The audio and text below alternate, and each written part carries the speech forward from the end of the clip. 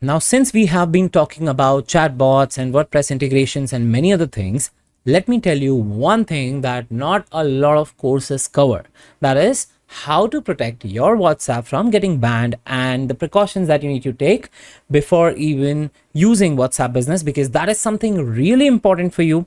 Otherwise, your WhatsApp might get temporarily banned, and if you don't follow the policies and if you violate them on a regular basis, your WhatsApp account on your mobile number might get permanently banned.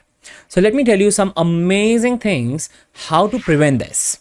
Now, to prevent your WhatsApp account from getting banned, it's important to adapt to WhatsApp policies and guidelines. Now, there are some guidelines, some things you need to know, really implement them. Make sure you take a note of them, because without that, you won't be able to take care of your WhatsApp business. Let me tell you some more things about it. WhatsApp is really strict. You might get banned if you exceed the recommended number of messages sent at a single time. Now, which means if I keep on sending a lot of messages, chatting with friends, that's fine. But if I'm starting to send a broadcast message, or, through the help of third-party tools or any kind of such chatbots, I'm sending a lot of messages to a lot of people, my WhatsApp has a fair chance of getting banned. If you don't follow this policy, that is sending a broadcast message to more than 256 participants. Now, yes, you have to be really careful around it. This is one thing you need to follow.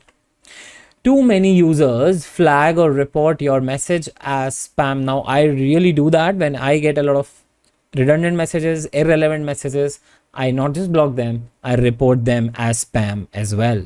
Now, you have to be really careful that whatever data that you have collected, you are sending messages to the people who are relevant to your list. Otherwise, you might have a chance to get banned. Always remember to respect WhatsApp terms of service, that is TOS. Familiarize yourself with WhatsApp business terms of service and ensure that activities on your platform comply with them. This includes refraining from engaging in spamming, sending unsolicited messages, or sharing inappropriate content. Now, when we talk about sharing inappropriate content, it could be pornographic content or any kind of content that generates explicit values or profanity content like blood related content or hatred or religious hatred or violence. You have to be really careful what you are doing, because every WhatsApp message is very well filtered. Now, do not violate the WhatsApp usage limit. WhatsApp imposes certain usage limits to prevent abuse to the platform.